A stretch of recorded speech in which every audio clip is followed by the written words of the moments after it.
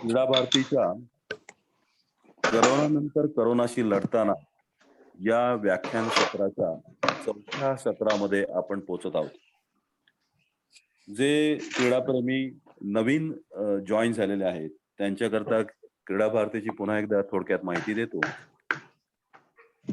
खेळातून चरित्र निर्माण करायचे व चारित्र्यातून राष्ट्र निर्मिती करायची या उक्तीप्रमाणे 1992 साली पुणे येथे क्रीडा भारतीची स्थापना झाली. पारंपरिक खेळांना प्रोत्साहन देणे व क्रीडा क्षेत्रात राष्ट्रीय भावना जोपासली जाणे, सर्वांचे शारीरिक व मानसिक आरोग्य उत्तम राखणे, निकोप मन व सुदृढ शरीराचे चारित्र्यवान खेळाडू घडवण्याच्या उद्देशाने क्रीडा भारती ही संस्था गेली 26-27 वर्षे अखिल भारतीय स्तरावर काम करीत आहे. क्रीडा भारतीचे कार्यक्रम खालील पंचसूत्रीच्या आधारे संपूर्ण भारतभर आयोजित करण्यात येतात. हनुमान जयंती, सूर्यनमस्कार तथा आंतरराष्ट्रीय योग दिन, राष्ट्रीय क्रीडा दिन, वीर माता जिजामाता पुरस्कार, क्रीडा ज्ञान परीक्षा असे उपक्रम क्रीडा भारतीतर्फे घेतले जातात. या व्यतिरिक्त अनेक कार्यक्रम भारतीतर्फे आयोजित केले जातात. माझी शैला जैन यांना विनंती आहे की त्यांनी सांगा जरा. शैला जैन यांनी माईक बंद करावा. खेळांमध्ये राष्ट्रीय आंतरराष्ट्रीय पातळीवर चांगली कामगिरी करणाऱ्या खेळाडूंचा अनेक संस्थांतर्फे तसेच शासनामार्फत गौरव केला जातो. परंतु खेळाडूंना घरातून प्रोत्साहन देणारे माता-पिता दुर्लक्षित राहतात. याकरिता क्रीडा भारतीतर्फे 2017 सालापासून वीर माता जिजामाता पुरस्कार देण्यात येतो. तसेच क्रीडा भारतीतर्फे सहकार कबड्डी स्पर्धा, डॉक्टर हेडगेवार जलद बुद्धिबळ राष्ट्रीय स्पर्धा असे अनेक उपक्रम घेण्यात येतात. क्रीडा भारतीच्या पश्चिम महाराष्ट्र प्रांतातर्फे करोनानंतर करोनाशी लढताना हा विषय समोर ठेवून विविध वक्त्यांची व्याख्यानमाला आयोजित केली आहे.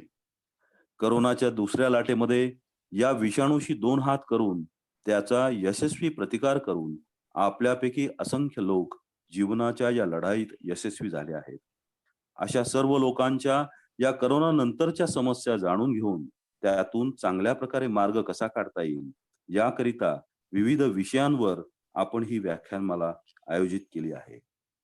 आज आपल्या या व्याख्यानमालेत जम्मू काश्मीरच्या प्रथितयश डॉक्टर संजोगिता सुदान ह्या उपस्थित आहेत.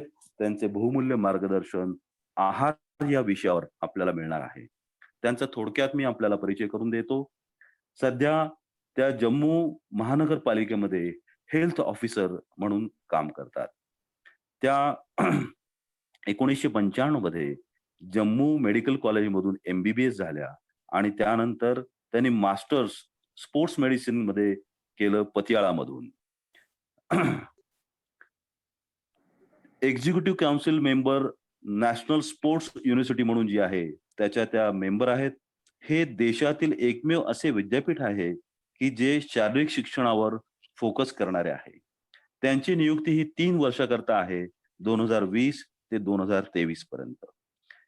भारत देशाच्या अँटी डोपिंग टेस्टच्या पॅनलवर त्यांची 2 वर्षाकरता निवड झालेली आहे. इंटरनॅशनल ऑलिम्पिक कमिटीने त्यांना इंटरनॅशनल स्पोर्ट्स कंडिशनिंग या कोर्स करता स्कॉलरशिप देऊन नॉमिनेट केले आहे.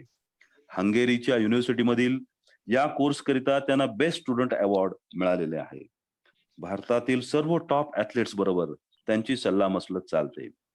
त्यांनी अनेक ठिकाणी भारताच्या टीम करता डॉक्टर म्हणून काम केलेले आहे. उदाहरणार्थ लंडन ऑलिम्पिक 2012, एशियन गेम्स 2010, अनेक एशियन गेम्स व जागतिक स्पर्धांमध्ये आपल्या देशातर्फे खेळाडूंच्या डॉक्टर म्हणून त्यांनी अतिशय उत्तमरित्या काम केलेले आहे.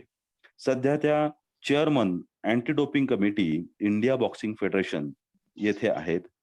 जम्मू काश्मीरच्या पोलीस हेडक्वार्टरच्या मेडिकल ऑफिसर म्हणून त्या काम करतात आणि chief medical officer Jammu medical college येथेही त्या कार्यरत आहेत. अशा विविधांगी विविध पैलू असलेल्या डॉक्टर संजोगिता सुदान यांना मी विनंती करतो की त्यांनी त्यांचे बहुमूल्य मार्गदर्शन या आजच्या व्याख्यानामध्ये सर्व क्रीडाप्रेमींना करावे. धन्यवाद. Doctor, you are most welcome. नमस्कार सर. मैं आप सबकी बहुत आभारी हूँ कि आपने मुझे एक मौका दिया कि मैं फिर एक अपनी बात रख सकूं और अपने भाई बहनों को ये बता सकूं कि अब जो आने वाली हमारी जिसकी हम तैयारी कर रहे हैं, जो ये थर्ड फेज कोरोना का है, उससे कैसे बचा जा सकता है और इसके साथ साथ हमें फिजिकली फिट होने के साथ साथ मेंटल फिटनेस पे ऊपर कैसे ध्यान देना है, क्योंकि ये जो बीमारी है, ये जो कोरोना का विषय है, आज ये पूरे भारतवर्ष का ना होके पूरी दुनिया का विषय है. आज मैं मॉर्निंग में सुबह पेपर पढ़ रही थी, तो जो डेल्टा वेरिएंट है, आप देखिए उसने कितनी तबाही मचा दी है वापस बाहर के देशों में, अमेरिका में स्पेशली. तो सबसे पहले मैं अपना सबको मेरा एक बार फिर नमस्कार. मैं अपना विषय शुरू करती हूँ. ये जो शुरुआती दौर का एक मतलब एक हमारा फेज था, वो हमने निकाल दिया. बड़ी सारी चीजें हमें पता नहीं थी, क्योंकि पहला जो फेज था कोरोना का, तब मैं as a casualty medical officer and Covid in charge medical college में रही हूँ. तो मैंने देखा है कि लोग बड़ी सारी चीजें नहीं जानते थे और उसका शिकार हुए. और जब ये दूसरा दौर आया हमारा, वो ज्यादा भयंकर था, बहुत हमारी मौतें हुई. लेकिन जो मेरा एक्सपीरियंस है वो ये कहता है कि जिन लोगों की इम्यूनिटी अच्छी थी, इम्यूनिटी माने तो जिनका शारीरिक विकास अच्छा था, जिनकी आदतें अच्छी थी, जो भारतीय विचारधारा को फॉलो करते थे. भारतीय विचारधारा का मतलब है कि उनका खान पान, जो हमारा पुराना, जो हमारा बेसिकली जो हमारी संस्कृति को फॉलो करता था, उन लोगों के रिजल्ट्स बेटर रहे. बेटर रहने का मतलब है कि जैसे उनका खान पान, एक तो शाकाहारी, इनमें सबसे ज्यादा जो हम लोग फोकस करते हैं इम्यूनिटी जो बढ़ाने की चीजें हैं, जैसे आंवला है, विटामिन सी बोले तो हम लोग जो भी हमारे मौसम के फ्रूट्स हैं, हम उन पे बड़ा ध्यान देते हैं. तो जब भी मेरी ओपीडी रही, जब भी मैंने कोरोना पेशेंट्स को देखा, तो मुझे ये लगा कि जो लोग स्वस्थ थे उन पे कोरोना का असर बहुत कम आया, और जो लोग खान पान अच्छा नहीं था, फास्ट फूड ज्यादा खाते थे, जिन लोगों की इम्यूनिटी पहले ही थोड़ी सी बुखार, कभी कभी कुछ मतलब थोड़ा सा जैसे बॉडी एक्स हैं, छोटी छोटी चीजें, जिनकी प्रॉपर फिटनेस नहीं थी, वेट ज्यादा था, उन लोगों को कोरोना ने सेकेंड वेव में बहुत इफेक्ट किया. और अब आपको मैं बताऊं कि हमारे जम्मू के ये आंकड़े थे कि 35 से 40 लोगों का प्रबंध किया जाता था म्युनिसिपल कॉर्पोरेशन की तरफ से, जहाँ पे मैं हेल्थ अफसर थी. बहुत ही भयानक जो सिचुएशन थी. तो मैं आपको सबसे पहले ये बताना चाहती हूँ कि ये जो कोरोना है, इसके बारे में तो आप सब जानते हैं कि ये क्या है और ये किस तरह से होता है. इसकी एक छोटी सी मैं बात कहते चलूं. कोरोना जो है सबसे इम्पोर्टेंटली आपके लंग्स पे इफेक्ट करता है. इससे जिन लोगों को कोरोना हो जाता है, उसमें क्या रहता है कि एक फ्लूइड जो है, उससे हमारा लाइनिंग जो है, हमारी एल्वेलाई, छोटी छोटी जो हमारी एक गुब्बारे की तरह छोटी छोटी लाइनिंग होती है हमारे फेफड़ों के अंदर, उस लाइनिंग को डिस्ट्रॉय करता है और एक्यूट रेस्पिरेटरी डिस्ट्रेस सिंड्रोम हो जाता है. पेशेंट फेलियर में चला जाता है, रिकवरी बड़ी कम हो जाती है और लास्ट पेशेंट की डेथ हो जाती है. तो वैसे भी हमारा जो एक हम लोम विलोम करते हैं, जो हमारे पुराने जो हमारे योगा का जो हमारा एक कॉन्सेप्ट है, उस कॉन्सेप्ट को मुझे लगता है कि हमारी ब्रीदिंग एक्सरसाइजेस कोरोना को देखते हुए बहुत जरूरी है. क्योंकि हम जब ब्रीथ करते हैं तो हम अपना 20-30% बस इतना ही लंग यूज करते हैं, हम इसके नीचे जाते ही नहीं है. तो जब आप डीप ब्रीदिंग करते हैं, देखिए हमारी एल्वेलाई की एक्सरसाइज होती है, और जैसे ही हमारी जर्नल फिटनेस है, ऐसे ही हमारी विसरल फिटनेस है. विसरल फिटनेस मतलब आपके फेफड़ों की एक्सरसाइज, आपके पेट की एक्सरसाइज, पेट में आंतों की एक्सरसाइज, आपके लीवर की एक्सरसाइज, आपकी किडनी की एक्सरसाइज, जो एब्डोमिनल एक्सरसाइजेस हम करते हैं वो इस तरह से हमारी इम्यूनिटी को स्ट्रॉन्ग करती है, बेहतर। और ये जो मतलब रेस्पिरेटरी डिस्ट्रेस सिंड्रोम है, ये एक्सट्रीम केसेस में देखा गया है। जनरल जो जनता है वो छोटे मोटे चीजों से निकल आती है। छोटे मोटी चीजों का मतलब है कि बड़े सारे ऐसे लोग भी मैंने देखे हैं जिनको कोरोना हुआ, बड़े माइल्ड सिम्टम आए, छोटा हेडेक है, हल्का सा बुखार जुकाम है और चला गया। ये वो लोग थे जिन लोगों की इम्यूनिटी अच्छी थी, जिनका खान पान अच्छा था, ये वो लोग हैं। और सबसे बड़ी बात जो मैंने अभी देखने को मतलब मुझे मिली है कि बड़े सारे लोगों को मालूम ही नहीं कि हमारा खाना किस तरह का होना चाहिए। स्पेशली कोरोना के बाद क्या होता है कि हमारी इम्यूनिटी, कोरोना जब हमें हो जाता है और हम रिकवर करते हैं तो बड़ी सारी चीजें जो हैं हमारी बॉडी में वीक हो जाती हैं। उन चीजों को रिकवर करने के लिए कुछ लोगों ने क्या किया कि 10-12 दिन के अंदर अंदर एक्सरसाइज शुरू कर दी, बहुत ज्यादा खाना शुरू कर दिया, जिसके साथ वो वापस बीमार हो गए, उनकी वापस प्रॉब्लम्स बढ़ने लग पड़ी। तो जब हमें कोरोना हो जाता है हमारी इम्यूनिटी बड़ी कंप्रोमाइज होती है, बड़ी वीक होती है। आपने देखा होगा अभी जो हम लोग अपनी वैक्सीन लगा रहे हैं, कोरोना के बाद उन्होंने बताया कि आपने इतनी देर तक, आपने 8 हफ्ते तक वैक्सीन नहीं लगानी, क्योंकि हमारी बॉडी में ऑलरेडी उस बीमारी से लड़ने के जर्म पैदा हो जाते हैं और हमारी जो इम्यूनिटी है बेसिकली मतलब थोड़ी सी कुछ टाइम तक वीक रहती है। तो ऐसे में बहुत जरूरी हो जाता है कि हम जब हमारा उस कोरोना से हम बाहर निकल आए तो हम धीरे धीरे रिकवरी की ओर जाएं, हम धीरे धीरे एक्सरसाइज करें, 10 से 15 दिन तक हम लोग रेस्ट करें, आराम करें। जैसे 1 किलोमीटर चल लिया, 2 किलोमीटर चल लिया, तो स्लोली स्लोली हम अपनी एक्सरसाइज को बढ़ाएं। और हमारा खाने में सबसे बड़ी चीज मैं आपको बताऊं कि 3 चीजें हैं, कार्बोहाइड्रेट, प्रोटीन एंड फैट। इनकी मात्रा कैसी होनी चाहिए, इनकी क्वालिटी कैसी होनी चाहिए और ये किस तरह से खाना चाहिए।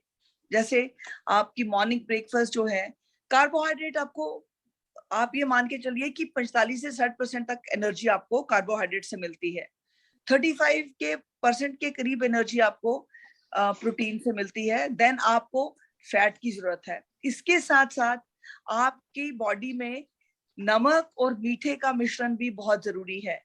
मैंने देखा है कुछ पेशेंट्स मेरे पास आए कोरोना के बाद कि मैडम हम लोगों ने मीठा और नमक कम कर दिया है, तो मैंने उन्हें बताया कि नहीं, आपको मीठा और नमक ऐसे कम नहीं करना, आपको मतलब टोटल बंद नहीं करना चाहिए, थोड़ा सा आपका मतलब उसमें जैसे आपका आप पिंच एक लेते हो इतना एटलीस्ट मिनिमम आप डालिए। आप टोटल बंद कर रहे हैं, इससे नुकसान होगा, हमारे शरीर में इलेक्ट्रोलाइट इम्बैलेंस हो जाता है अगर हम किसी भी चीज को टोटल बंद कर दें।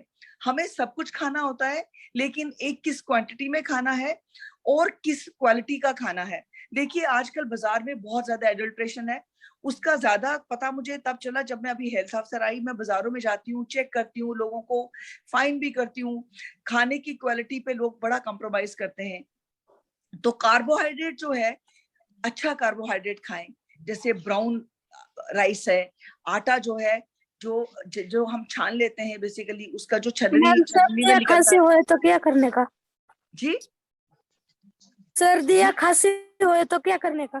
दवा? जरा सर सुनिए, हेलो हेलो हेलो, एक मिनट, डॉक्टर एक मिनट, हाँ जरा जी, सुनिए। इनका लेक्चर होने के बाद प्रश्नोत्तर कार्यक्रम होने वाला है, इनका लेक्चर खत्म होने दो, बाद में आपको जो पूछना है वो पूछ सकती है। Okay, thank you. बीच में कोई मत बोलिएगा प्लीज। ओके, या thank you. Doctor may you तो यू कंटिन्यू, थैंक यू।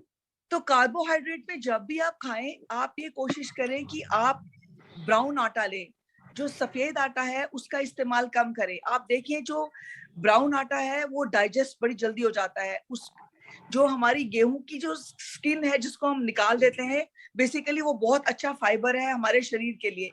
जैसे ही हम लोग मैदे की चीजें खाते हैं वो हमारे को ज्यादा डाइजेस्ट नहीं होती, और उससे क्या होता है कि जब वो डाइजेस्ट नहीं होती तो इंटेस्टाइन्स को ज्यादा काम करना पड़ता है।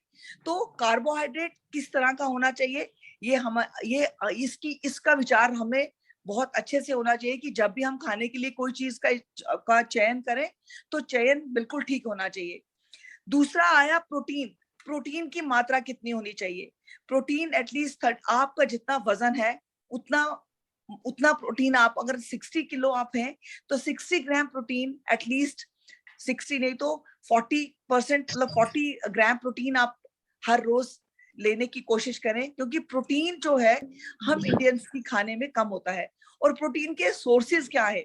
सबसे अच्छा सोर्स में प्रोटीन का आपको बताती हूँ, जैसे हमारी दालें हैं, अंकुरित दालें अगर आप भिगो के रखते हो तो अंकुर निकलता है, वो एक सबसे अच्छा सोर्स है प्रोटीन का और फाइबर का। वो हमारे शरीर के लिए बहुत अच्छा है और हमारी इम्यूनिटी को बहुत बढ़ाता है। प्रोटीन जो है हमारे मसल्स को बिल्ड करता है। देखिए, जैसे जैसे हमारी उम्र बढ़ती है, हमारा खाना कम होना चाहिए और क्वालिटी वाला होना चाहिए। और 30-35 तक हम चीजें खा सकते हैं, लेकिन 35 के बाद आपको हर हालत में अपनी क्वालिटी का बहुत ध्यान रखना है, अपने पोर्शन का बड़ा ध्यान रखना है। क्योंकि मसल जो है अगर आपकी बॉडी में प्रॉपर बिल्टअप नहीं होगा तो आपको चलने में दिक्कत होगी, क्योंकि जो जो बोन्स हैं बेसिकली वो सब इंटेंगल्ड है विद द मसल्स। और अगर आपके मसल्स स्ट्रांग है, आपको ऑस्टियोआर्थराइटिस बड़ा कम होगा, आपकी बोन अच्छी रहेगी, बोन स्ट्रांग रहेगी, आपके मसल्स अच्छे हैं, आपका सर्कुलेशन अच्छा है, आपका अलर्टनेस रहेगा। तो ये सारी चीजें एक दूसरे से जुड़ी हुई हैं, आपके खाने से, आपका जो व्यायाम है और आपकी जो सोच है, ये सारी चीजें आपस में एक दूसरे से जुड़ती हैं। तो एक वेलनेस जिसको कहते हैं ना, कंप्लीट फिटनेस जो है उसका आगाज होता है, उसकी शुरुआत होती है। फाइबर जो है, जितना अच्छा फाइबर आप खाएंगे, ज्यादा फाइबर खाएंगे तो क्या होगा कि आपको कॉन्स्टिपेशन नहीं होगी। और मैंने ये देखा है कि बहुत सारे कैंसर्स, स्पेशली कोलन कैंसर्स, इनकी शुरुआत होती है हमारे खाने से। हमारा जो खान पान अच्छा नहीं होता, बड़े सारे लोगों को, स्पेशली मेल जो हैं, वो जरूर मेरी बात सुने, ध्यान से सुने, कि जो हमारी लंबी कब्जी रहती है वो हमेशा हमें नुकसान देती है। कोलन कैंसर इंडिया में आज की डेट में बहुत ज्यादा कॉमन है मेल्स में। तो इसके लिए आपको मैं बताऊं कि फाइबर जो है बहुत जरूरी है। और फाइबर आपको कहाँ से मिलता है? जितने भी मौसम के फ्रूट्स हैं, स्पेशली अगर आम का मौसम है तो आप आम के मौसम में वो फ्रूट आम जरूर खाइए।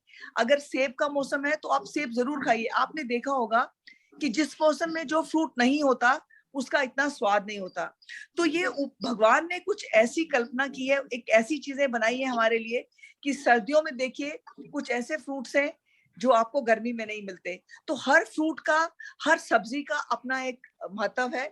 और जिस इलाके में जो सब्जी होती है वो उस इलाके के लोगों के लिए बनी होती है, आप उसको जरूर खाएं। जैसे आज हमारे पास बरसात है, हमारे पास लीफी ग्रीन वेजिटेबल्स बहुत अच्छी होती हैं। तो आप कोशिश करें कि लीफी ग्रीन वेजिटेबल्स आप एटलीस्ट अपने खाने में एक टाइम जरूर ऐड करें। ऐसे ही कुछ ऐसी चीजें हैं जो हमेशा हमें मिलती हैं, आलू प्याज, कुछ ऐसी सब्जियां हैं, कद्दू लौकी, कुछ इस तरह की चीजें हैं। आजकल अब हर जगह हम उनको, मतलब हमारी खेती बहुत अच्छी हो गई है, हमारे साइंटिस्ट जो हैं इतना अच्छे से काम कर रहे हैं। स्पेशली हिंदुस्तान में मोदी जी के आने के बाद हर एक चीज में मैंने बहुत बदलाव देखा है। मुझे ये लगा है कि आज हम लोग हर चीज में बहुत सारी कंट्रीज में से बहुत आगे हैं। जैसे यूरोप में हमेशा हर चीज मिलती थी, आज आप यहाँ पे देखिए हर फसल मतलब हमारी भी हर फसल हर जगह मतलब उगाते हैं हम, और अच्छी मिलती है। फिर भी इसके साथ साथ जैसे बेर है, तो बेर को हम बड़ा निग्लिजिबल मानते हैं। आजकल जामुन है, तो जिस भी मौसम का जो फल फ्रूट है, सब्जी है, उसका इस्तेमाल आप जरूर करिए। वो हमें माइक्रो और मैक्रो न्यूट्रिएंट्स देता है। कुछ ऐसी चीजें आपको मैं बताऊं, जैसे हमारे शरीर में विटामिन प्रोटीन है, इसके साथ साथ माइक्रो न्यूट्रिएंट्स हैं जो हमारी स्किन के लिए हैं। हमारी जैसे ऑक्सीजन है, नाइट्रोजन है, फास्फोरस है, कैल्शियम है, ये सब चीजें हमें खाने से मिलती हैं। जैसे आप रोटी खाती हैं, रोटी आप अगर खाली रोटी आप मुंह में डालिए, चबाते जाइए, एक वक्त आएगा आपको वो रोटी मीठी लगेगी, क्योंकि उसमें ऑलरेडी मीठा है। तो भगवान ने कुछ ऐसी चीजें अपने आप ही बनाई हैं जिसमें हमें हर एक चीज मिलती है। कोशिश ये करनी है कि हमें इस दौर में ओरिजिनल चीज मिलती है, हम उस चीज को खाएं। जैसे हमारे को जो बेस्ट चीजें हैं, हमारे को जो इम्यूनिटी देती हैं, वो है मौसमी फ्रूट्स, दालें, स्प्राउटेड चीजें और उनका टाइम से खाना। जो चीजें हमें खराब लगती हैं वो है फास्ट फूड, ऑयल्स, जैसे हम तल के खाते हैं। हमारा मॉर्निंग ब्रेकफास्ट अगर पराठा रहता है, कुछ तला हुआ रहता है, तो दिन भर देखिए आपका स्टमक हैवी रहता है। हमेशा उस चीज को खाना शुरू करें, उस चीज को अच्छे से खाएं जिससे आपको लगे कि आपका पेट हल्का है। पेट हल्का रहेगा तो आपका देखिए कितना खूबसूरत है कि आपका जो मेंटल लेवल है, अलर्टनेस है, हर काम को आप समझ जाओगे, आपको सुस्ती नहीं आएगी, आपका दिन भर बहुत अच्छा निकलेगा। And the best part is level of energy. आपका एनर्जी लेवल बहुत शानदार रहेगा। लेकिन आप शुरू से ही अगर कुछ हैवी खा लेते हैं, आपका एनर्जी लेवल गिरेगा, आपकी ओवरऑल सेहत गिरेगी। जैसे अभी हम लोगों ने यहाँ एक मुहिम चलाई थी, हमारे यहाँ पे एक ट्रेजरर है विकास जी, हमने मिलके बहुत सारे मुस्लिम घर ऐसे थे जिनके घरों में, जिनको मैं जानती थी, उनके घरों में जाके मैंने तुलसी के पौधे दिए। मैंने उन्हें बोला कि आप अपने घर में तुलसी और पुदीना ये जरूर आप लगाएं। आज जम्मू में ऐसे बहुत सारे मुस्लिमों के घर हैं, जो हमारे मुस्लिम भाई बहन भाई हैं, वो तुलसी का इस्तेमाल ज्यादा नहीं करते थे। तो हमने उनको घर जाके समझाया कि तुलसी आपके लिए बहुत अच्छी है, आप इसको सुखाएं, आप सुबह ये गर्म पानी में डाल के इसको पिएं, आपका गला हमेशा ठीक रहेगा। और मैं एक बहुत अच्छी सी बात आपको बताऊं कि मैं पढ़ाई के सिलसिले में हमेशा बाहर रही, तो मेरी जो मदर इन लॉ है, बच्चे उनके पास रहे, तो मैंने देखा कि मेरे बच्चे शुरुआत में बहुत कम बीमार हुए। तो मैंने पूछा उनको कि मम्मी ये बच्चे बहुत सही रहते हैं, आप करते क्या हो? क्योंकि मैं बहुत टाइम, मुझे पढ़ना होता था, मैं इंडिया टीम के कैंप्स में थी, तो छोटे बच्चों का वो टाइम मैं कभी कभी महसूस करती हूँ कि उनके साथ मैं बिता नहीं पाई। तो मुझे मम्मी कहते हैं कि मैंने कुछ नहीं किया बेटा, मैंने इन दोनों बच्चों को इन गमलों के पास खड़े कर दिया और एक एक पत्ता धो के इनको खिलाती गई। और बच्चे जब 1.5-2 साल के थे, वो खुद ही एक पत्ता मसल के अपने मुंह में डाल लेते थे। अब आप ये देखिए कि जितने भी मतलब टाइम में मैंने अपने बच्चों को कभी जुकाम बुखार में देखा ही नहीं। मतलब मैं इतनी मुझे कभी कभी लगता है कि मैं इतना परिवार से मैं इतनी मतलब रिच हूँ कि मेरे को हर चीज मेरे पूर्वजों ने मेरे घर से मिली और वहां से मैंने सीखा।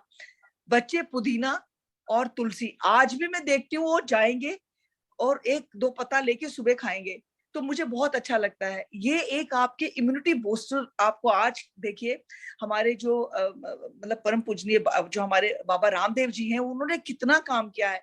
उन्होंने हिंदुस्तान में ना काम करके पूरी दुनिया में, पूरा विश्व जो है आज योग को मानता है, उनकी दी हुई चीजों को मानता है, भारतीय संस्कृति को मानता है। ये तभी पॉसिबल हो पाया जब हमने इस तरह से सोचा। इस तभी पॉसिबल हो पाया कि हमारे जो पूजनीय अपना प्रधानमंत्री जी हैं, उनका सोच विचार ऐसा है कि हम अपनी संस्कृति, भारतीय संस्कृति को हर दिन अपने साथ रखें। और वो तभी रख सकते हैं कि हम छोटी छोटी चीजों पे ध्यान दें। हमारी किचन में ये छोटे छोटे मेडिसिनल प्लांट हों जो हमारी इम्यूनिटी को अच्छा रखें। आप भी खा के देखिए, एक तुलसी का पत्ता हमेशा आपको कंफर्ट कंफर्ट जोन देगा। और एक चीज मैं आपको बताती चलूं, कुछ जो मेरे ध्यान में आ रही है। हम मंदिर जाया करते थे बचपन में, मुझे आज से 40 साल पुरानी बात याद आ गई कि पंडित जी जब मंदिर में हमें चरणामत दिया करते थे, तब भी उसमें तुलसी हुआ करती थी, तब भी उसमें कुछ कुछ ऐसी चीजें हुआ करती थी जो हमारी सेहत के लिए बहुत अच्छी थी। और हमने जब जाना और वो चरणामत पीनी, तो मैं आज सोचती हूँ कि हमारी संस्कृति देखो कितनी खूबसूरत है कि कई वर्षों से हम वो चीजें हम करते आ रहे हैं। और आगे हमारी इन चीजों को पूरे पूरे विश्व ने माना है। और आज हम विश्व के स्तर पर बहुत अच्छी तरह से हैं। वो इसीलिए है कि हमारी इस संस्कृति को बढ़ावा मिला और आने वाले समय में हमारी संस्कृति को और बढ़ावा मिलेगा। कुछ चीजें जो हैं वो आपने हमेशा याद रखनी है। सुबह कुछ जैसे एक आजकल जिंजर टी है, हम लोग लेमन टी पीते हैं, जिंजर, तो जो ये चीजें हैं ये आपका गला साफ रखती हैं। विटामिन सी का कुछ कंटेंट इसमें रहता है, आपको इम्यूनिटी देती हैं और इसके साथ साथ आपको एक बड़ी फ्रेशनेस देती हैं। तो कुछ चीजें जो हमें नहीं खानी, सबसे इम्पोर्टेंट क्या है कि जो हमारा जो ब्रेकफास्ट है, हमारा सुबह का खाना है, वो होता है 10 घंटे की लंबी फास्ट के बाद हम रात खाते हैं और फिर सो जाते हैं, मॉर्निंग जब उठते हैं हमें बहुत अच्छा खाना चाहिए होता है। तो बहुत अच्छा है कि अगर उस वक्त हम जो हमारा ब्रेकफास्ट है वो एक बैलेंस करें, जिसमें हमारे विटामिन्स भी हों, मिनरल्स भी हों, हमारा कार्बोहाइड्रेट भी हो, हमारा प्रोटीन भी हो और हमारा फाइबर भी हो। तो इस सब को मद्देनजर रखते हुए आपको अपने घर में जो चीजें आपके पास पड़ी हुई हैं, आप उसी में देखिए कि क्या बेस्ट हम खा सकते हैं और क्या चीजें हम लोगों को ज्यादा, जैसे मैं नहीं बोलूंगी आप कीवी खाइए, मैं नहीं बोलूंगी आप कोई बड़ी बड़ी ऐसी महंगी महंगी चीजें खाइए, मैं ये बोलूंगी कि जो आपके घर में है आप उसी में देखिए कि क्या बेस्ट है, उन्हीं चीजों में आप निकालिए। जैसे हमारे पास ओपीडी में कुछ ऐसे लोग आया करते थे, जैसे मेरे पास ये जो हमारे काम करते हैं मजदूर भाई बहन आते थे, प्रेगनेंसी में आते थे, तो मैं उन्हें बोलती थी आपने कुछ ज्यादा नहीं खाना, आपने चने भिगोने हैं, चने के स्प्राउट्स निकलेंगे और थोड़ा सा गुड़, जो एक गुड सोर्स है आयरन का, आपने वो खाना है।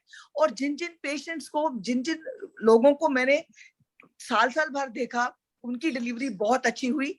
सिर्फ मैंने ऐड क्या किया कि आप स्प्राउट्स खाइए, थोड़ा सा गुड़ खाइए, उसका उतना ही असर है जैसे बहुत महंगी महंगी चीजों का है।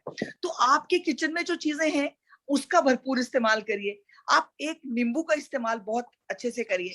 आप अगर एक नींबू या आधा नींबू भी रोज ले लेते हैं एक रूटीन से, तो मुझे लगता है कि आप अपनी इम्यूनिटी को बहुत स्ट्रांग करते हैं।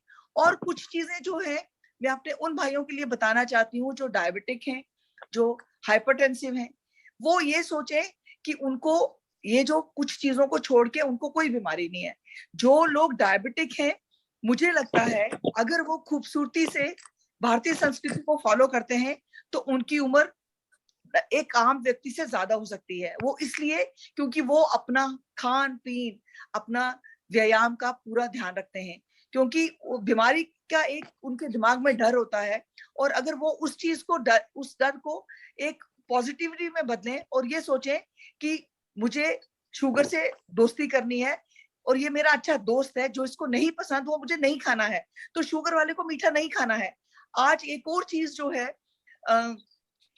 एक और हमारी रिसर्च हुई है जिससे ये सामने आया है कि जब हम नमक और मीठे का ज्यादा सेवन करते हैं तो ये हमें एजिंग देता है, ये हमें बूढ़ा करता है। इससे सेल्स में मल्टीप्लिकेशन ज्यादा होती है और हम एजिंग की तरफ जाते हैं। तो खूबसूरत चीज है कि ये चीजें आप एक्सेस में मत खाइए, बहुत कम, जैसे एक पिंच अगर आप सुबह दोपहर शाम नमक खाते हैं, मुझे लगता है वो हमारे शरीर के लिए बहुत अच्छा है। हमारे हाइपरटेंसिव लोगों के लिए, जो लोग ब्लड प्रेशर के मरीज हैं, उनके लिए बहुत अच्छा है कि वो नमक का सेवन बहुत कम करें, मतलब उतना ही करें जितना उनको उनके इलेक्ट्रोलाइट बैलेंस रहे। और नमक ज्यादा खाने से आपको मैं बता दूं कि वाटर रिटेंशन हो जाती है हमारी बॉडी में, हमारे जो सेल्स हैं उनमें रिटेंशन ज्यादा होती है, हमें ब्लोटिंग लगती है, ऐसे लगता है कि हमारा शरीर फूला फूला है, हम अनईजी फील करते हैं। और जैसे ही हम लोग अपना नमक कम कर लेते हैं, हमारी चीजें बेहतर होना शुरू हो जाती हैं। तो जैसे कुछ हमारी बीमारियां हैं, उन चीजों को मद्देनजर रखते हुए ये बहुत सादे भोजन है जिनका मैंने आपको बताया है कि मौसमी फ्रूट्स, जो भी कार्बोहाइड्रेट है, गुड कार्बोहाइड्रेट खाएं, प्रोटीन कंटेंट्स मॉर्निंग में जरूर लें, फाइबर आपकी डाइट में होना चाहिए ताकि आपको आने वाले समय में कोई दिक्कत ना हो। कोरोना के बाद आपका बेसिक फोकस रहना चाहिए स्लो स्लो स्लो रिकवरी। आप जल्दी ना करके बड़े खाने का एक सिस्टम रखें, छोटा छोटा खाना खाएं, 6 बार खाएं दिन में, लेकिन छोटा छोटा खाना खाएं, थोड़ा पोर्शन, फ्रूट एक जरूर ऐड करिए। और एक चीज कहना चाहूंगी, दही का सेवन रात में ये पित्त करता है। आयुर्वेद में कहा गया है कि दही का सेवन रात में ना करें, और अगर आपका मन करता है तो आप छाछ पिए, छाछ अच्छी है। दही का सेवन आप दोपहर तक करें। फ्रूट्स जो आप खाते हैं कोशिश करें, वो लोग जो 40 के बाद के हैं, 40 के उम्र के ऊपर हैं, वो 3 बजे तक 4 बजे तक फ्रूट जो है एक अपना खा ले। उससे क्या है, डाइजेशन जो है बहुत अच्छी होती है। और आप जब हमारा सूरज ढल जाता है उसके बाद आप किसी चीज का सेवन ना करें, उसके पहले आप खाना खा लेंगे। उसका मतलब सिर्फ इतना है कि अगर आप सोने के 4 घंटे पहले खाना खा लेते हैं तो वो अच्छे से पच जाता है। सुबह आप फ्रेश उठते हैं, आपको अच्छी नींद आती है। 7 से 8 घंटे की नींद जो है आपको बहुत रिकवरी देती है। दिन भर काम करने के बाद कुछ लोगों का काम बड़ा आसान होता है, कुछ लोगों का काम बहुत मुश्किल होता है। तो हम सबको 7 से 8 घंटे की नींद चाहिए। ये हमारी मेंटल फिटनेस के लिए बहुत जरूरी है। आज के दौर में जब हम कोरोना से जूझ रहे हैं और इतनी सारी प्रॉब्लम्स इस वक्त हम देख रहे हैं, लोगों के काम, लोगों की बहुत सारी नुकसान हुए हैं, तो हमें एक जो हमारे मेंटल तवाज़न है, जो मेंटल जो जिसको कहते हैं ना स्थिरता, उसको बनाए रखने के लिए हमें मेडिटेशन इम्पोर्टेंट है, खाने का तरीका बड़ा इम्पोर्टेंट है, 7 से 8 घंटे नींद बहुत जरूरी है और एक पॉजिटिव एटीट्यूड। हर रोज उठिए, अपने को कॉम्प्लीमेंट करिए और बोलिए कि मैं बेस्ट हूँ, मैं बहुत अच्छा करूंगा। हे प्रभु, तुम्हारा कल का दिन अच्छा निकला, मेरा आज का दिन भी बहुत अच्छा निकले। एक अच्छी सोच लेके आप तभी निकल पाएंगे जब अच्छा सोएंगे, जब आपकी मेंटल हेल्थ अच्छी होगी। आज डर है, बहुत डर है, बाहर निकलते हैं कोरोना का डर है, हर वक्त ये लगता है कि पता नहीं कोई प्रॉब्लम ना हो जाए, तो आप इस डर से निकलिए। कोरोना एक साधारण चीज है। इन कॉम्प्लिकेशन उन लोगों में हो जाती है जिन लोगों का बॉडी कंप्रोमाइज होता है, जो लोग अपना ध्यान नहीं रखते। और कोशिश करें, मोदी जी ने जो हम लोगों पे मेहनत की है, जो उन्होंने एक हमें तोहफा दिया है वैक्सीन का, वैक्सीन को ज्यादा से ज्यादा इस पर्व में लोग पार्टिसिपेट करें, ज्यादा से ज्यादा लोग वैक्सीन लगाएं और अपने आप को सेव करें, अपने देश को हम बचाएं। और इससे आपको दिमागी तौर पे भी बड़ा आराम मिलेगा कि आप वैक्सीनेटेड हैं। वैक्सीनेटेड जो लोग हैं वो ये सोचें कि हमें अगर कभी खुदा ना खास्ता, भगवान ना करे, कोरोना हो जाता है तो हमें उसका नुकसान कम से कम होगा, और अगर हम वैक्सीन नहीं कराएंगे हमें नुकसान बहुत ज्यादा होगा। वो लोग जिनकी वैक्सीन हुई थी उन लोगों को बहुत कम नुकसान हुआ है। आंकड़े बताते हैं हिंदुस्तान के, भारतवर्ष में जितनी भी चीजें आप देखें अभी तक हुई हैं उसके पूरे रिकॉर्ड हैं। जिन लोगों का वैक्सीन नहीं हुआ है उनको नुकसान ज्यादा हुआ है। तो हमारी मेंटल हेल्थ के लिए, हमारे अपने फिजिकल हेल्थ के लिए बहुत जरूरी है हम अच्छी सोच रखें, पॉजिटिव एटीट्यूड अपनाएं। और सबसे मेरा ये निवेदन है कि कोरोना अभी भी हमारे बीच है, एक बुरी शक्ल से थोड़ी बेटर शक्ल में आहिस्ता आहिस्ता आहिस्ता ये कम होता जाएगा, लेकिन वक्त लगेगा। हमें ये मानना है कि हमें अब थोड़े से अपने चीजों में चेंजेस लाने हैं, हमारे अपने खान पान में चेंजेस लाने हैं, हमारे व्यवहार में चेंज लाना है, और सबसे बड़ी इंपॉर्टेंट चीज दूरी बनाए रखनी है, मास्क पहन के रखना है। मास्क ही आपको बचाएगा। और एक चीज आपको मैं बताती चलूं कि मास्क पहनने से आज बड़े सारे लोग मेरे साथ ये कहेंगे कि बहुत सारी ऐसी बीमारियां हैं जो हवा से होती थी, जैसे जुकाम वायरस जो है, हमें पिछले 2 सालों से जुकाम बिल्कुल नहीं हुआ। ये एक बहुत बड़ी बात है कि हमें जो ये मास्क है ये बहुत सारी बीमारियों से प्रोटेक्ट करता है। आप आलस ना बरतें, हमेशा मास्क अपने पास रखें और दूरी बरतें, पानी का इस्तेमाल करें। एक होता है, मतलब पानी का इस्तेमाल कुछ लोगों को है कि कितना इस्तेमाल करना है, एटलीस्ट 2 लीटर पानी, मौसम पे डिपेंड करता है, आजकल के मौसम पे एटलीस्ट आप 2 लीटर पानी पीजिए। 2 से ढाई तक पी सकते हैं, अगर आप स्पोर्ट्स पर्सन है तो ज्यादा पी सकते हैं। लेकिन अगर आप अगर आप दिल के मरीज हैं तो पानी आप 1 लीटर से ज्यादा नहीं पी सकते, क्योंकि उससे भी हमारे दिल, मतलब हमें तकलीफ हो सकती है। और इम्पॉर्टेंट चीज ये है कि जो हम लोग इमोशनल ईटिंग करते हैं, जैसे हम किसी के घर गए तो उन्होंने कहा भाई साहब ये खा लीजिए, तो आप इमोशनल ईटिंग मत करें। मेरे सारे भाई बंधुओं को ये एक मेरा बहुत इम्पॉर्टेंट मैसेज है कि इमोशनल ईटिंग भी हमें खराब करती है। आप उतना ही खाएं जितनी आपको जरूरत है, ज्यादा मत खाएं। हमारी भारतीय संस्कृति है, वो हम लोग जो हमारे घर में आता है हम उसे कहते हैं कि आप खूब खाइए, ये खाइए, हमारा प्यार है। लेकिन आप कोशिश करें कि छोटा पोर्शन लें ताकि आपकी सेहत ठीक रहे। और इसी के साथ मैं आप सबसे निवेदन करूंगी कि जो भी कोई मेरे से प्रश्न करना चाहता है प्रश्न करे, मैं उत्तर दूंगी। डॉक्टर धन्यवाद। जी आपने बहुत ही माहितीपूर्ण और प्रबोधन पर व्याख्यान दिया। सभी क्रीड़ा प्रेमियों को बहुत ही अच्छा लगा होगा।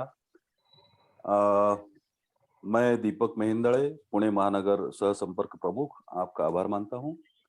और आता ह्याच्यानंतर ज्यांना प्रश्न उत्तराचा कार्यक्रम होईल, आज आपले अखिल भारतीय महामंत्री राजजी चौधरी या व्याख्यानाला उपस्थित आहेत।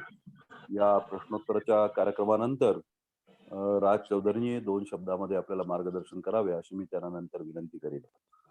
ज्यांना प्रश्न विचारायचे आहेत, दीपक त्यांनी जी समर्पक हाँ बोला। हाँ नमस्ते डॉक्टर साहब, मैं शकुंतला बात कर रही हूँ। जी मैं ये पूछना चाहती हूँ कि कोरोना के बाद 3 महीने के बाद जब किसी औरत के बाल झड़ते हैं तो उसका क्यों झड़ते हैं और उसके लिए आहार में क्या क्या चेंजेस करने हैं?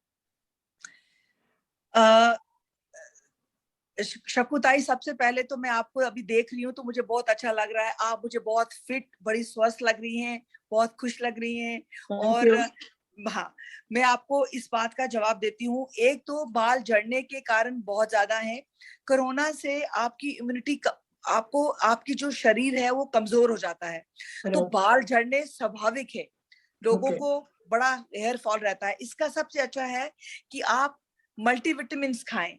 मल्टीविटामिन ये वो है कि जो हम खाना खा रहे हैं वो ठीक से डाइजेस्ट नहीं हो पा रहा, इसीलिए एक बैलेंस आहार, जैसे प्रोटीन खाना है, उसके साथ फाइबर खाना है ताकि डाइजेशन अच्छी हो, उसके साथ कार्बोहाइड्रेट लेना है, डाइजेशन अच्छी हो। उसके साथ साथ जैसे जैसे हमारी उम्र बढ़ती है तो हमारी डाइजेशन जो है, हमारा जो पोर्शन है वो पूरा डाइजेस्ट नहीं होता, हमें एडिशनल मल्टीविटामिन की जरूरत पड़ती है।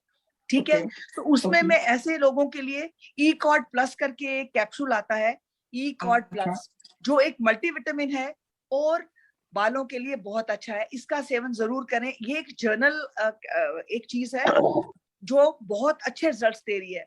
और उसके साथ साथ आप फ्रूट्स का इस्तेमाल जरूर करें। 4 बजे के पहले फ्रूट खाएं, वॉक, और बालों को ज्यादा गीला ना रहने दें। थोड़ी बालों की भी देख रेख करनी जरूरी है। ठीक है, थैंक यू वेरी मच, बहुत बहुत शुक्रिया।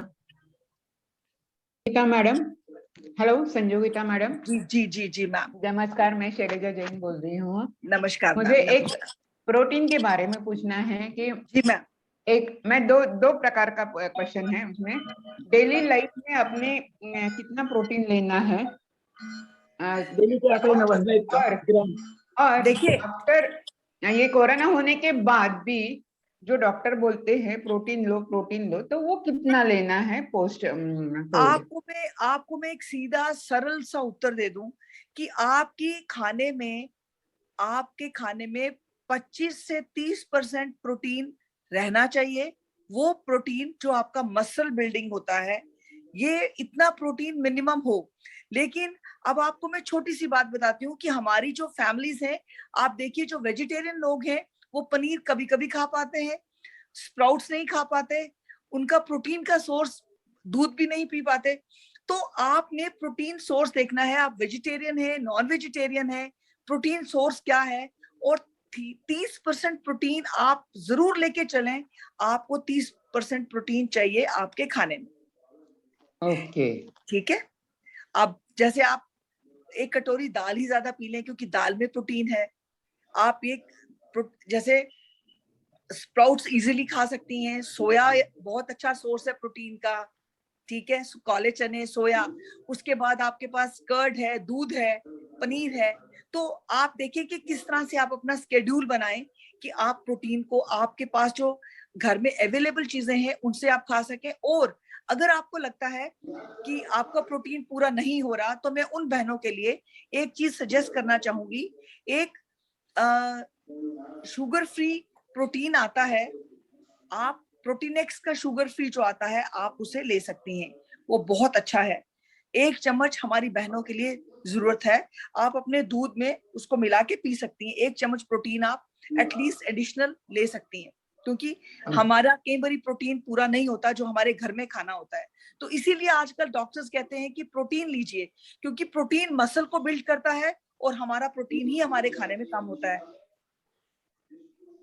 ओके, तो धन्यवाद। आप एडिशनल प्रोटीनेक्स का आता है, बहुत अच्छी कंपनी है, बहुत सालों से ये प्रोटीनेक्स चल रहा है। और कोई ना लेते हुए आप एक बड़ा चम्मच सुबह अपने 1 कप दूध में डाल के पी सकती हैं। और सबसे बड़ी बात है कि शाम को अगर 1 कप दूध और हल्दी डाल के पियेंगे तो मुझे लगता है कि उसका कोई जवाब नहीं। 1 पिंच हल्दी डालिए और 1 कप दूध डाल के सोने के कोई 1 घंटा पहले आप पी लीजिए, आपको बहुत फायदा देगा। ओके, थैंक यू डॉक्टर साहब। हेलो मैडम जी हाँ नमस्ते। मैडम नमस्कार। जी नमस्कार सर। मैं शोलापुर से बोल रहा हूँ। जी सर। मैं टीचर हूँ। जी सर। प्रोटीन में ज्यादा से ज्यादा अपन बॉयल ले सकते हैं क्या? बॉयल या गुल शंकरपारा लाडू ऐसे भी है। और क्या पिछले महीने क्या हुआ था, मेरी बच्ची टाइफाइड से थोड़ा बीमार थी, उसको बुखार हुआ था जी। बाद में जो ऐसा बोलते हैं कि जो टाइफाइड के बैक्टीरिया रहते हैं वो जल्दी कम नहीं होते। आहार में कौन सा आहार अच्छा रहना चाहिए उसके खाने में? आप अपनी बच्ची की बात कर रहे हैं? हाँ, बच्ची की बात कर। आप बच्ची को रागी का शीरा दे सकते हैं, आप बच्ची को शीरे दे सकते हैं, बच्ची को स्प्राउट्स दे सकते हैं, बच्चे को स्प्राउट्स की खिचड़ी दे सकते हैं। अगर आप थोड़ा सा चावल डालेंगे, स्प्राउट दालें डालेंगे, नमक ऐसे करके खिचड़ी बनाएंगे, आपके बच्चे के लिए बहुत अच्छा है। पनीर है, दूध है। आप बस एक चीज का ध्यान रखिएगा, बच्चे को जब आप देने लगे तो थोड़ा स्वाद बनाइएगा। आप 1 चम्मच घी बच्चे को डाल के दे सकते हैं। फैट का इस्तेमाल इज ऑल्सो वेरी इंपॉर्टेंट, क्योंकि बेसिक जो इम्यूनिटी है वो फैट का बड़ा रोल है उसमें। फैट भी हमें चाहिए, एनर्जी हमें फैट से आती है, ठीक है ना। तो आप रागी का इस्तेमाल बच्चे के लिए ज्यादा कराएं, क्योंकि वो कैल्शियम रिच है। और एक स्टडी ने ये भी बताया है कि जिन लोगों का कैल्शियम लेवल अच्छा था उन लोगों को कोरोना का असर बहुत कम हुआ है, और अगर हुआ है तो उनकी रिकवरी बहुत अच्छी हुई है। तो बच्ची को आप धूप जैसे दिखाना है तो बच्चों को खेलने पे, बच्चे जितना खेलेंगे उतना वो बेटर होंगे, उतनी उनकी इम्यूनिटी बेटर होगी। ये जो छोटी छोटी चीजें मैंने आपको बताई है ना, स्प्राउट्स की खिचड़ी है, बच्चे को अगर पनीर पसंद है तो उनके बच्चों के हिसाब से थोड़ा सा नमक थोड़ा सा उनके हिसाब से रखे, जैसे उनको आदत पड़ती जाएगी वो खाते जाएंगे। अच्छा, ठीक है मैडम। रागी बहुत अच्छी है। अच्छा, ठीक है। हेलो जी। Hello madam. जी नमस्कार। मैडम राजेश क्षेत्रीय नासिक से बात कर रहा हूँ। जी मैडम राजेश आपने बोला है मल्टीविटामिन लेना चाहिए, जैसे जी। कुछ लोगों का कहना है कि मल्टीविटामिन ज्यादा लेना भी नुकसानकारक है, रेगुलर लेना। नेचुरल फूड जो है जिससे मिलता है वो ले तो अच्छा रहेगा, इसकी आदत नहीं डालनी चाहिए मल्टीविटामिन की। अभी ठीक है कोरोना काल में, परंतु रेगुलर जैसे डाइट में कोई आप सजेस्ट करते हैं कि मल्टीविटामिन लीजिए, तो उसके बजाय जैसे आपने बताया आहार के जरिए ही हमें विटामिन जो मिलनी चाहिए वो बेटर रहेगी। जी इसके बिल्कुल। बारे में आपका क्या कहना है मैडम? राजेश जी, मैं आपसे पूरी सहमत हूँ। मल्टीविटामिन सिर्फ उन केसेस में दिए जाते हैं जिन केसेस में कोई सिम्टम्स हो। जैसे शकुताई ने बताया कि बाल गिर रहे हैं, तो बाल गिरना एक साइन है कि इनको मल्टीविटामिन की जरूरत है। इसलिए आपको कि कुछ एक पर्टिकुलर चीजों पे ही मल्टीविटामिन लेना है, और इसका लंबा इस्तेमाल गलत है। अगर आप लेते हैं मल्टीविटामिन तो मैं आपको एक तरीका बता देती हूँ। आप 10-15 दिन लीजिए, 2 महीने छोड़ दीजिए, आपकी जो डेफिशिएंसीज है वो पूरी हो जाएंगी। बाकी जो खाना है उसका एब्जॉर्प्शन कैसा है, देखिए सारे लोग जो है वो एब्जॉर्ब भी नहीं कर पाते। इसलिए सबसे ज्यादा प्रॉब्लम होती है कि आपका एब्जॉर्प्शन लेवल अगर कम होता है तो आपके सिम्टम्स आने लगते हैं। तो जैसे स्किन ड्राई हो जाती है, कमजोरी लगने लगती है, ये सब चीजें हैं कि आपको मल्टीविटामिन लेने की जरूरत है। इसको आप लीजिए। जैसे मैं अपने मरीजों को 15 दिन 20 दिन के लिए देती हूँ, उसके बाद मैं कम कर देती हूँ। मैं क्या करती हूँ कि फिर उनको बोलती हूँ कि आप अगले 20 दिन के लिए आप कैल्शियम ले लीजिए। तो एक पूरे साल में आप ये मान के चलिए कि आपको 2 या 1.5 या 2 या 3 महीना आपको तोड़ के 15 दिन के लिए लेंगे, आपकी बॉडी के जो रिजर्व हैं वो बेहतर हो जाएंगे और आपको अच्छी एनर्जी मिलेगी। आपकी recovery will be the faster one. So इसको आदत बिल्कुल नहीं बनाना है, आपको जो आहार है उसी से चीजें पूरी करनी है और उसको बड़े बैलेंस तरीके से खाना है, ताकि हमारा जो ब्लड ग्लूकोज लेवल है वो मेंटेन रहे। ठीक है जी मैडम, थैंक यू मैडम। एक लास्ट क्वेश्चन मेरा भी एक है कि कोरोनिल आजकल ये जो है कोरोनिल किट पेशेंट जिससे बीमारी नहीं है वो भी रेगुलर यूज कर रहा है, इसके कोई साइड इफेक्ट है रेगुलर यूज करने के बाद में भी? ये कोरोनिल कोई टैबलेट है? कि कोरोनिल किट रामदेव बाबा जी, आप जैसे आपने बताया, हाँ, जी कि उन्होंने एक किट निकाला था, स्ट्रॉबेरी है उसके अंदर और कुछ टैबलेट है, हाँ। नहीं, तो मैं आपको एक चीज बताऊंगी कि हमारे भारतवर्ष ने अभी बहुत तरक्की की है, आयुर्वेदा में हम बहुत अच्छा काम कर रहे हैं, लेकिन फिर भी prolong use of any medicine, whether it is like Ayurvedic है या एलोपैथिक है। मैं एक एलोपैथिक डॉक्टर हूँ, मैं आयुर्वेदिक का पूरा इस्तेमाल करती हूँ। मतलब आपने जो भी दवाई खानी है वो एक लिमिटेड टाइम के लिए खानी है, ताकि इसका साइड इफेक्ट सबसे बड़ा वह है कि इसका डिपोजिशन होता है लीवर के ऊपर, तो लीवर को हमें बचाना है। कोई भी दवाई लंबे समय तक नहीं खानी। आपको मैंने बता दिया एक बड़ा सा तरीका कि आपने 15-20 दिन के बाद छोड़ देनी है, महीना 1.5 महीने के बाद, 2 महीने के बाद फिर आप 10 दिन के लिए ले सकते हैं, नॉट मोर देन 10, कोई भी दवाई। Thank you very much. Doctor साहब नमस्कार। नमस्कार सर। जी मेरा नाम हरीश अनगोलकर है, मैं पुणे से बात कर रहा हूँ। जी हरीश जी। ये अक्सर कहा जाता है कि आप रोटी अगर बिना चलनी के आटे की बनाओगे तो अच्छा रहता है, तो इसके बारे में आपकी क्या राय है? हाँ, ये बिल्कुल ठीक है। अगर हम उससे रोटी, देखिए अगर हम छान की रोटी बनाते हैं तो हम अच्छी अच्छी चीजें निकाल देते हैं। ये जो छननी के ऊपर निकलता है, बेसिकली ये सबसे अच्छा सोर्स है फाइबर का, जो आपको कॉन्स्टिपेशन नहीं होने देता, कब्ज नहीं होने देता, और कब्जी हमें नहीं चाहिए। किसी भी बच्चे को, किसी भी बूढ़े को, किसी भी बुजुर्ग को, किसी भी एज को कब्जी नहीं चाहिए। कब्जी से बहुत बीमारियां होती हैं, क्योंकि वापस रिसाइकल होता है, इंटेस्टाइन से उसके जूसेस निकलते हैं, गॉल ब्लैडर में जाते हैं, तो उसमें इम्प्योरिटीज आती रहती हैं, गंदगी जाती रहती है। तो कब्जी नहीं होगी तो हमारा सुबह हम अपने आदतों को, अपने पेट को क्लियर कर लेते हैं, तो सोचे आपको कोई बीमारी लगने के चांसेस ओनली 4 to 5%। आप बहुत सारी बीमारियों से बच जाएंगे। और वो जो आटा है, ये बड़ा अच्छा सोर्स है गुड कार्बोहाइड्रेट का, और ये एक ऐसी चीज है जो आपके लिए वरदान है। शुक्रिया। मैडम जी नमस्ते। नमस्कार जी। मैं पिंपरी चिंचोड़ से सचिन बचुटे बात कर रहा हूँ। जी जी जी जी सचिन जी। मैडम मुझे एक पूछना है कि जैसे अभी बहुत सारे कोरोना के पेशेंट होते हैं, उनको रिकवरी होने के बाद जॉइंट में पेन होना शुरू हो जाता है जी। तो उसके लिए कैल्शियम की कौन सी ऐसी आहार है हम जो लेने से वो थोड़ा कम होता जाए? जैसे मतलब कोई पॉजिटिव होता है, उसके बाद मतलब ट्रीटमेंट लेने के बाद 3 महीने तक उसको बीमारी होती है, मुझे बहुत सारे लोगों ने बताया कि ये चीज है, तो उसके बारे में थोड़ा मार्गदर्शन कीजिए ना।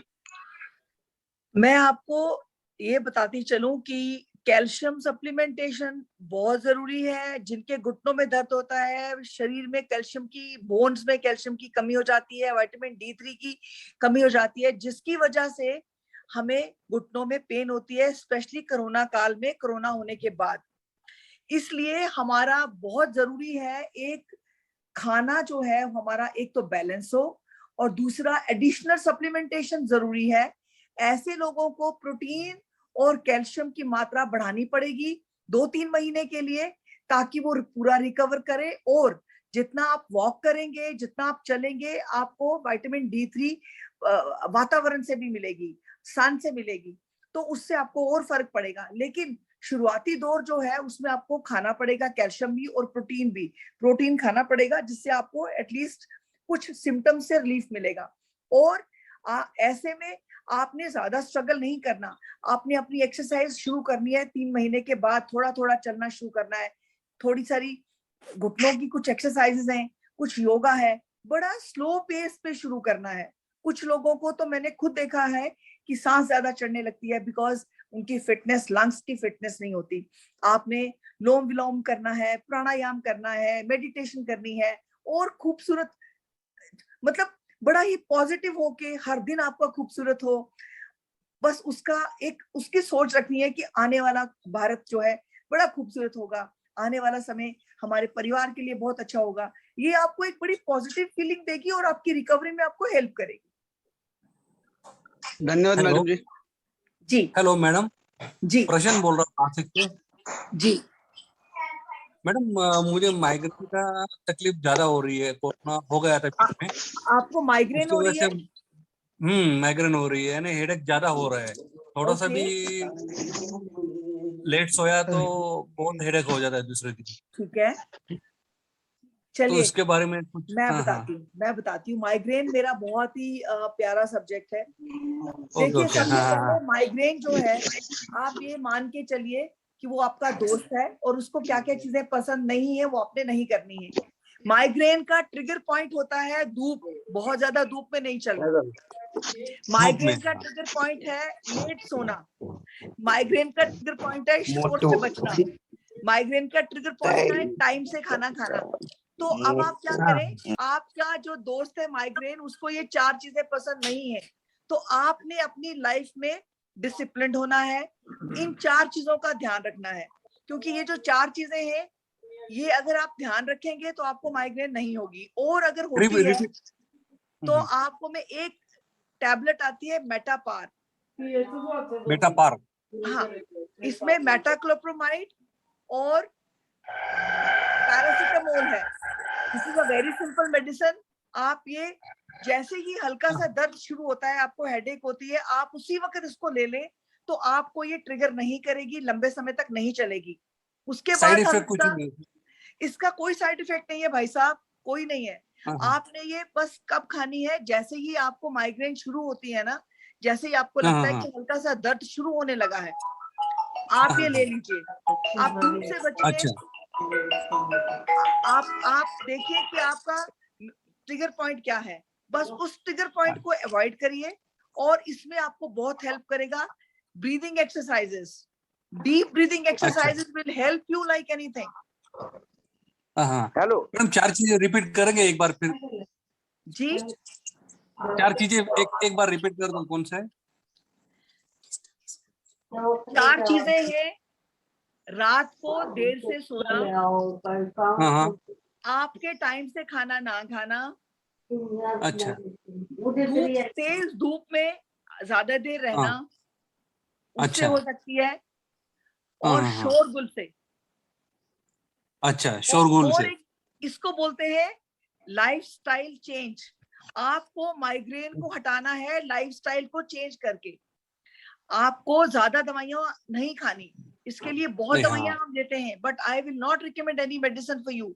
आप कोशिश करिए, आप एक डीप ब्रीदिंग एक्सरसाइजेस आपको बड़ी हेल्प करेंगी।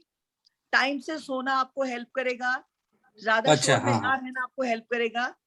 तो पहले हाँ हाँ आप हाँ, पढ़िए, देखिए कि माइग्रेन है क्या, इस माइग्रेन को क्या पसंद नहीं है।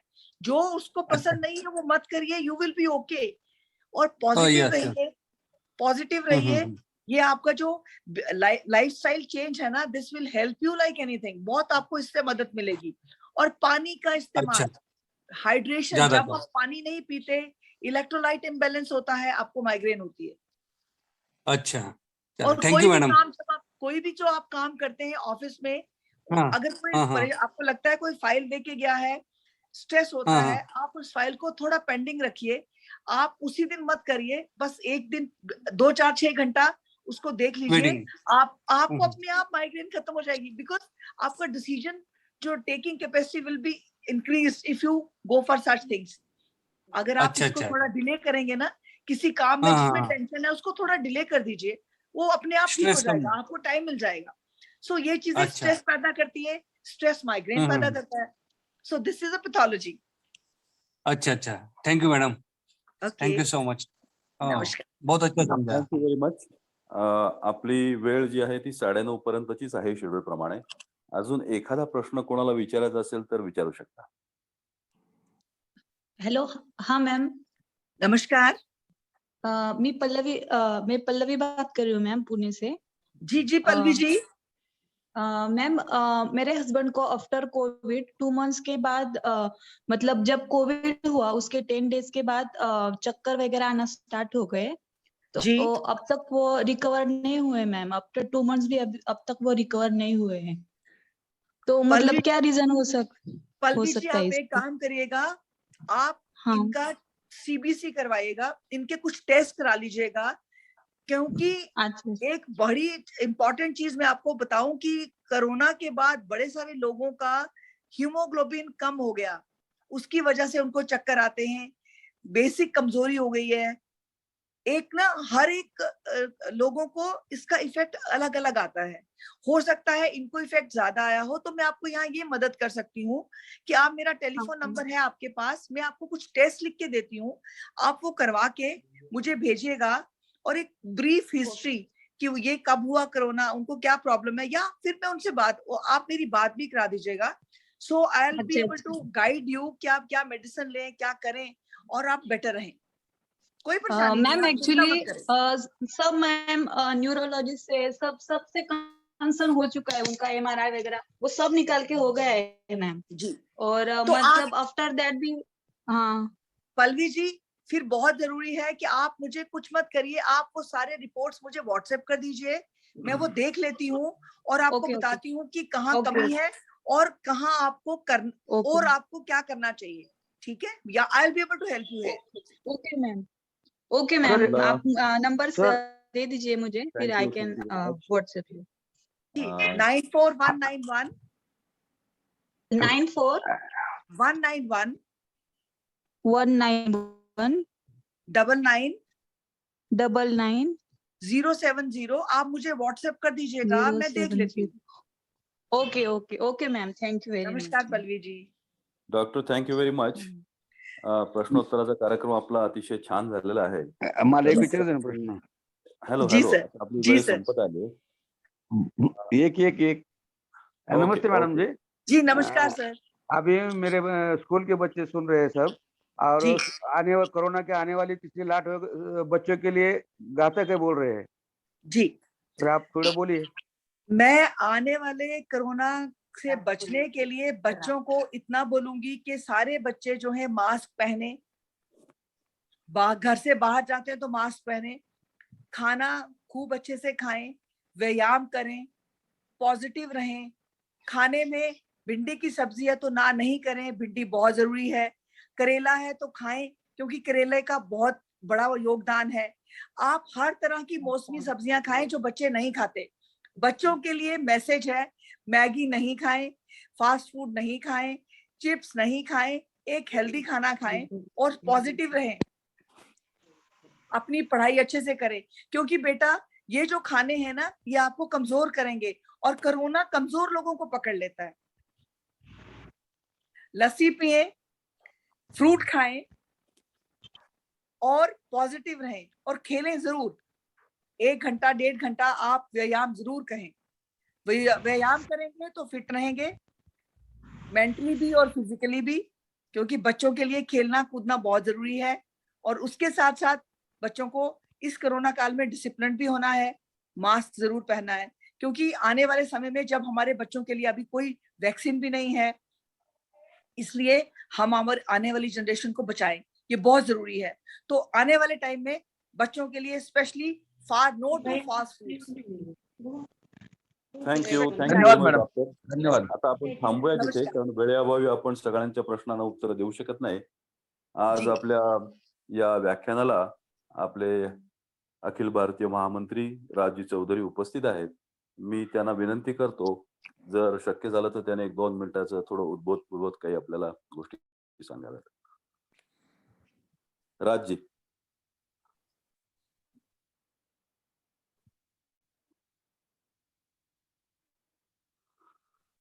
मला वाटतं राजजी कनेक्ट होत नाहीयेत बहुतेक. राजजी आपण आहात का? मला वाटतं आपली वेळ राजजी आहे. आहेत आहेत सर. हां हां, 1-2 नमस्कार. मिनिटं. हां, नमस्कार भाई साहब. हॅलो राजजी बोलताय? जी, नमस्कार. डॉक्टर संजय गिद्दा जी, आप आई हैं. आप 1 सप्ताह पहले भी हमारे बैठक में आई थी पुणे में. जी सबको बहुत भाया और आज का मार्गदर्शन सभी के लिए बहुत ही अच्छा है. ये रिकॉर्ड करके सभी को देना चाहिए, इतना अच्छा आपने मार्गदर्शन किया. तो महाराष्ट्र के सारे कार्यकर्ता इस आपके आगमन से, आपके सब बताने से प्रोत्साहित हो जाएंगे और अच्छा कार्य करेंगे। आपकी जो सूचना है वो सभी अच्छी तरीके से उसका पालन करेंगे। और तीसरी जो लाट आनी है ऐसे बोल रहे हैं, उसके लिए सिद्धता करने के लिए हम प्रशिक्षण भी अपने प्रांत में जरूर करेंगे, ताकि सारे कार्यकर्ता जो प्रॉब्लम आएगी उसके लिए हम सिद्ध रहेंगे। आपका मार्गदर्शन मिलते रहे, आपकी मित्रता यहाँ पे अपने कार्यकर्ताओं के साथ है। जब भी आप पुणे आएगी या महाराष्ट्र में कहीं भी आएगी तो आपका जरूर। स्वागत है। देश के सभी कार्यकर्ता आपके लिए बहुत ही चाहते हैं, आपको चाहते हैं। आप सभी का मार्गदर्शन करते रहे। सभी जो सहभागी बंधु हैं उनके लिए मैं बताऊंगा कि आप योगेश्वर दत्त जो है ओलंपियन, केवल अब मेडिकल का देखती ऐसे नहीं है, तो उनके फिजियोथेरेपिस्ट के नाम काम से भी आप ओलंपिक में उनके साथ गई थी जब उन्हें रौप्य पदक मिला था। ये सारी बातें प्रेरणादायी है। आप जैसे डॉक्टरों का क्रीड़ा भारती में बहुत उपयोग है, और आप जो कार्य कर रही है मणिपुर तक, वो सब मुझे बताते रहते हैं कार्यकर्ता। आपका सभी कार्यकर्ताओं की ओर से मैं आभार व्यक्त करता हूँ। सभी को धन्यवाद, आपका भी धन्यवाद। नमस्कार जी, धन्यवाद। थैंक धन्यवाद यू। राजवी। मैं दीपक महेंदड़े, पुणे महानगर सह संपर्क प्रमुख, आपका बहुत ही आभारी हूँ। आपने सभी क्रीड़ा प्रेमी को बहुत ही उत्तम मार्गदर्शन और प्रबोधन दिया है, इसलिए मैं क्रीड़ा भारती से आपका बहुत ही आभारी हूँ।